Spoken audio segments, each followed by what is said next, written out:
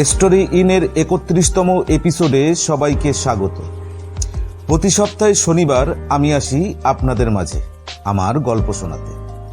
গল্প যদি ভালো লাগে তাহলে আমার চ্যানেলটিকে সাবস্ক্রাইব করে আমার পাশে থাকুন। গল্পটি পাঠিয়েছেন এক উদীয়মান লেখক। তার লেখা গল্প ইতিমধ্যে বেশ কয়েকটি চ্যানেলে প্রকাশিত হয়েছে। গল্পটি পাঠাবার জন্য চ্যানেলের পক্ষ থেকে লেখককে অনেক ধন্যবাদ। শুরু করছি সম্রাট তরফদারের কলমে ভয়ঙ্কর ভূতের গল্প নিদানপুরের সেই রাত। আজ প্রথম পর্ব। গল্পের সূত্রধর ও রমেনের চরিত্রে আমি আপনাদের প্রকাশ, চন্দ্রার চরিত্রে তিতলি। শুরু করছি আজকের ভৌতিক গল্প নিদানপুরের সেই রাত।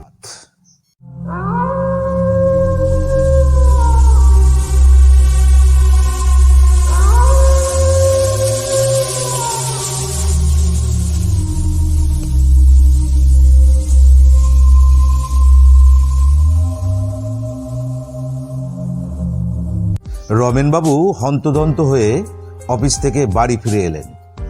ঘরে ঢুকে নীলু কাকাকে ডাক দিলেন।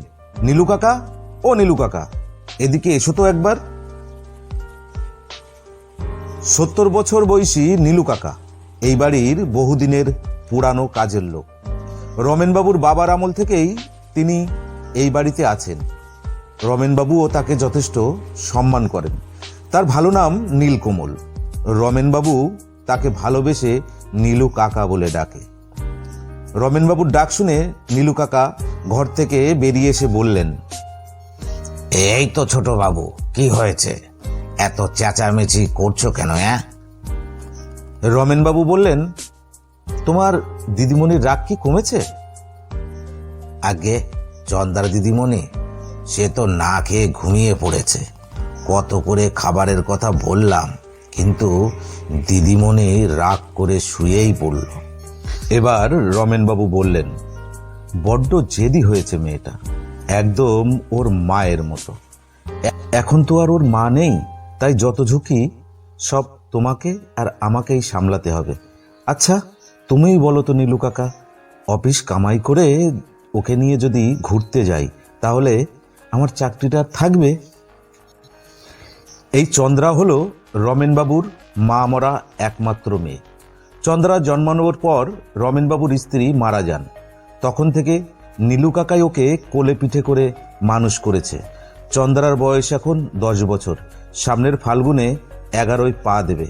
এবার নীলু কাকু বললেন, অত শত জানি না ছোট বাবু। চন্দ্রা দিদিমণিকে নিয়ে কয়েকটা দিন কোথাও থেকে ঘুরে আসেন। মা মরা মেয়েটা ঘরের মধ্যে থেকে থেকে একেবারে মন মরা হয়ে গেছে। একটু ঘুরতে গেলে ওর মনটাও ভালো হয়ে যাবে। নীলু কাকার কথা শুনে রমেনবাবু বললেন, হ্যাঁ রে বাবা, হ্যাঁ, ওই জন্যই তো তোমাকে ডাকছি।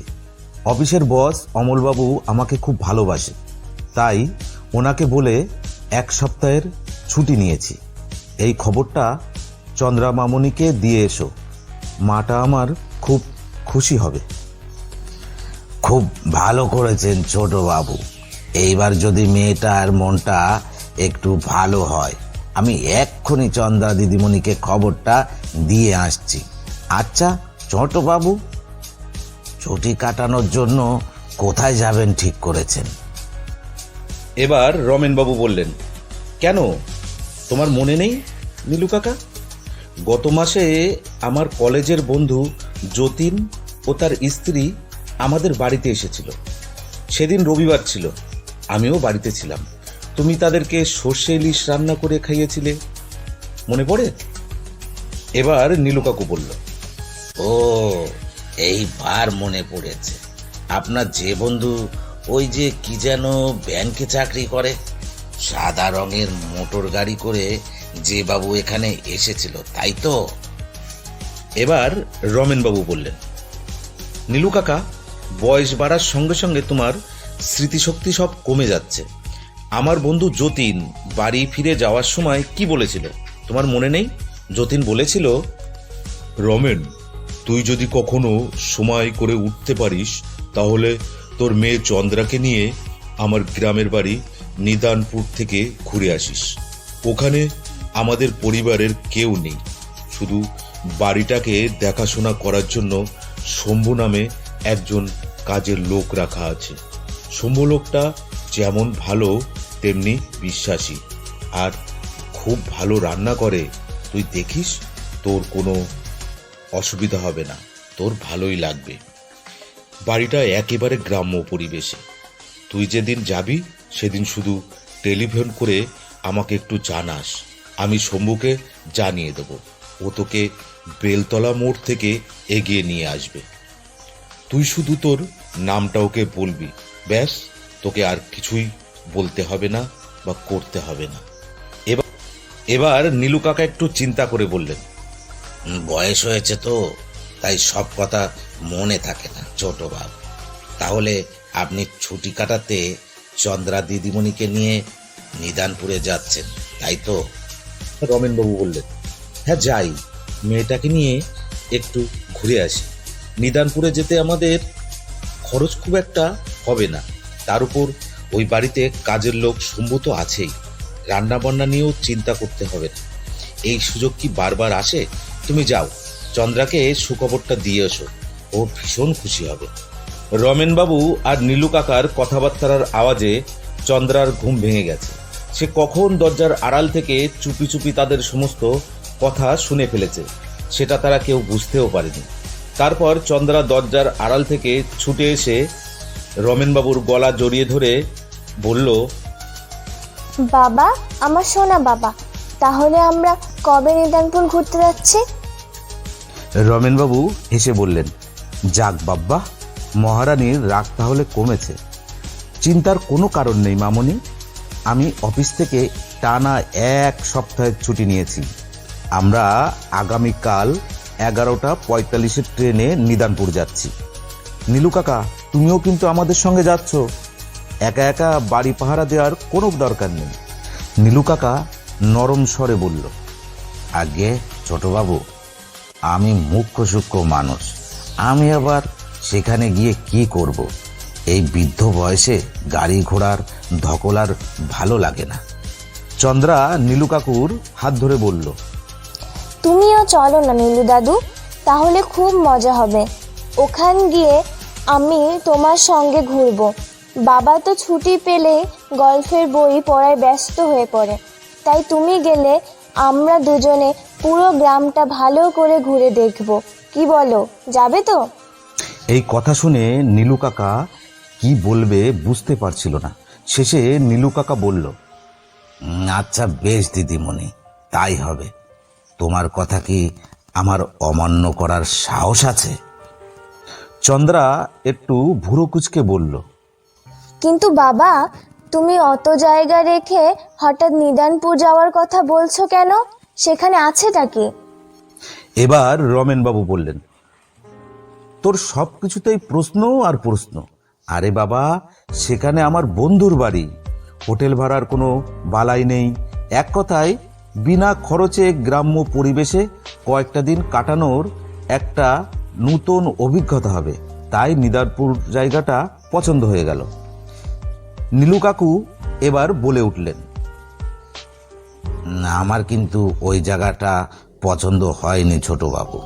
ওই গ্রামের নামে একটি গুজব শোনা যায়। সন্ধ্যা নামতেই ওই গ্রামে নিশির ডাক শুনতে পাওয়া যায়। মাস 3 আগে মিত্তির বাবুর চায়ের দোকানে কয়েকজন লোক বসে চা খেতে খেতে নিদানপুরের ওই নিশির ডাকের কথা বলা বলি করছিল। তাই নিদানপুরের নাম শোনা মাত্র মনের মধ্যে কেমন যেন একটা করছে। ওই জন্যই আমি প্রথমে রাজি হইনি। আপনি ঠিক করুন ছোটবাবু, কি করবেন। নীলু কাকার কথা শুনে রমেনবাবু রেগে বলে ওঠে, তোমার কথা তোমার কাছে রাখো তো নীলু কাকা, যত সব ফালতু বাজে কথা। আমি আমার সিদ্ধান্ত একটুও বদল হচ্ছে না বা করছি না। তোমরা ব্যাগপত্র গুছিয়ে রাখো, আমরা কালই নিদানপুরের উদ্দেশ্যে রওনা দেব। নীলু কাকা আর কোনো কথা না বলে গম্ভীর হয়ে দাঁড়িয়ে রইল। এবার রমেনবাবু বললেন, কথায় কথায় অনেক রাত হয়ে গেল। নীলু কাকা, এবার তাড়াতাড়ি খেতে দাও। কাল আবার খুব সকাল সকাল উঠে গোছাতে হবে, না হলে বের হতে দেরি হয়ে যাবে। খাবার নিয়ে তুমিও চলে আসো, আমাদের সঙ্গে খেতে বসে যাও। নীলু কাকা খাবার নিয়ে এলো এবং তারা সকলে একসাথে বসে খেতে শুরু করলো। খাওয়া শেষ, তারা যে যার ঘরে ঘুমাতে চলে গেল। সকালবেলা নীলু কাকার ডাকে রমেনবাবু ও চন্দ্রার ঘুম ভাঙল। ছোট বাবু, চন্দ্রা দিদিমণি, এবার উঠে পড়ো, সকাল হয়ে গেছে, দেরি হয়ে যাবে তো। রমেনবাবু একটা বড় হাই তুলে বললেন, নীলু কাকু, কাল অনেক রাত পর্যন্ত জেগেছিলাম, তাই সকালে উঠতে একটু দেরি হয়ে গেল। চন্দ্রামা। পাশের ঘর থেকে বেরিয়ে এসে চন্দ্রা বলল, আমার ঘুম তো সেই কখন ভেঙে গেছে। তোমরা কেউ উঠছো না দেখে আমি ইচ্ছা করেই শুয়েছিলাম বাবা। রমেনবাবু বললেন, হ্যাঁ, আমার পাকা বুড়িমা, এখন যাও, তাড়াতাড়ি ফ্রেশ হয়ে নাও। সকালে কিছু মুখে দিয়ে আমরা বেরিয়ে পড়ব, না হলে ঝাউডাঙ্গা স্টেশন থেকে 11:45 ট্রেন ধরতে পারবো না। আর নীলু কাকা, তুমি আমাদের জন্য কিছু জলখাবারের ব্যবস্থা করো, আর তার আগে আমাকে 1 কাপ গরম চা দিয়ে যেও। ঠান্ডায় গলাটা কেমন একটু বসে গেছে। নীলু কাকা রমেনবাবুকে চা দিয়ে জলখাবার বানাতে চলে গেল। তখন চন্দ্রা বলল, আচ্ছা বাবা, নিদানপুর যেতে বুঝি অনেক সময় লাগবে? না মানে তুমি সকাল সকাল এত তোড়জোড় করছো তো, সেই জন্য কথাটা বললাম। এবার রমেনবাবু বললেন, যতীনের মুখে পথের বর্ণনা যা শুনেছি তাতে নিদানপুর পৌঁছতে আমাদের প্রায় 5 ঘন্টা মতো লাগবে, বুঝলে মামনি? সেই জন্য আমি এত ব্যস্ত হয়ে পড়েছি। নীলু কাকা জলখাবার নিয়ে এসে বললেন, গরম গরম লুচি সাথে ঘুগনি বানিয়েছি, খাবার গরম থাকতে থাকতে সকলে খেয়ে নেও দেখি বাপু। রমেনবাবু আর চন্দ্রা খেতে বসে পড়ল। নীলু কাকা তাদের খাবার পরিবেশন করছিল। তখন রমেনবাবু নীলু কাকার মুখের দিকে তাকিয়ে দেখল নীলু কাকার মুখটা গোমরা হয়ে আছে। রমেনবাবু নীলু কাকাকে খুশি করার জন্য বলে উঠল, বুঝলি চন্দ্রামা, তোর নীলু দাদুর যত বয়স বাড়ছে ততই যেন রান্নার হাতটা পাকা হচ্ছে। দেখ, লুচি আর ঘুগনিটা কত সুন্দর বানিয়েছে, আহা, মনটা একেবারে ভরে গেল। এবার চন্দ্রা বলল, তুমি একদম ঠিক বলেছো বাবা। সকলের প্রশংসায় নীলু কাকার গোমরা মুখটা হাসিতে ভরে উঠল। পৌষ মাসের হাড়হিম করা ঠান্ডায় সকলে কিছু কিছু ব্যাগের মধ্যে গরম জামা কাপড় সোয়েটার ভরছে, আর অন্যদিকে চন্দ্রা তার ছোট্ট ব্যাগে তার একটা পুতুল ভরে বসে আছে। তাই দেখে রমেনবাবু বললেন, তোকে নিয়ে আর পারি না, ওই পুতুলটাকে সঙ্গে নিয়ে যাবি নাকি? হ্যাঁ বাবা, ওটা আমার খুব পছন্দের পুতুল, তাই ওকে আমি আমার সঙ্গে নিয়ে যাব। রমেনবাবু ও চন্দ্রার কথাবার্তা শেষ হতে না হতে রিক্সাওয়ালা রঘু এসে হাজির হলো। নীলু কাকা তাকে একদিন আগে জানিয়ে রেখেছিল। রঘু বাইরে থেকে বলল, বুড়োটা আমাকে সকাল সকাল আসতে বলে নিজেরাই এখনো তৈরি হয়নি।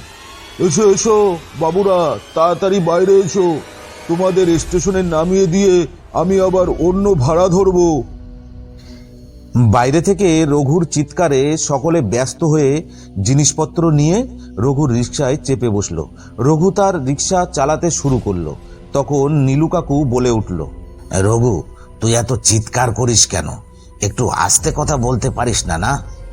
এবার রঘু বলল, আগে রিক্সা চালাই তো, আমাদের একটু চিৎকার করতে হয়, নইলে প্যাসেঞ্জার পাবো না তো বাবু।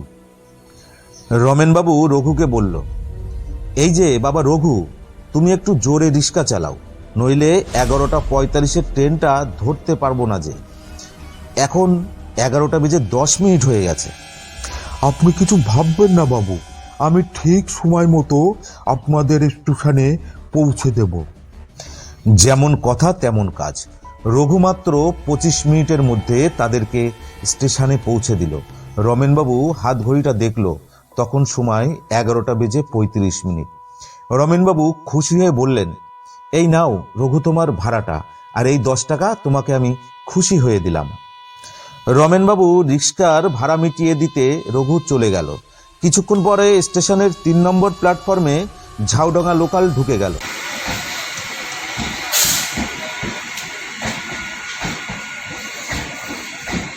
ট্রেন দেখে চন্দ্রার ভীষণ খুশি হলো। এই প্রথমবার চন্দ্রা বাবার সঙ্গে শহরের বাইরে যাচ্ছে। ট্রেন থামামাত্র রমেনবাবু সবাইকে নিয়ে ট্রেনে উঠে পড়ল এবং তারা জানলার পাশের সিট দেখে বসে পড়ল।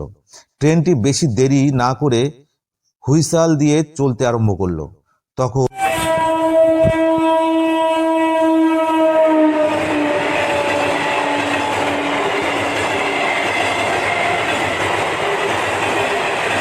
চন্দ্রা বলল,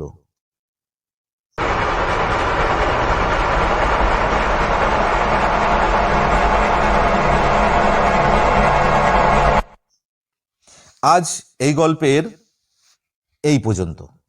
গল্পের দ্বিতীয় বা শেষ পর্ব নিয়ে আগামী শনিবার ফিরে আসছি। ততক্ষণে সকলে ভালো থাকুন, সুস্থ থাকুন এবং সাবধানে থাকুন।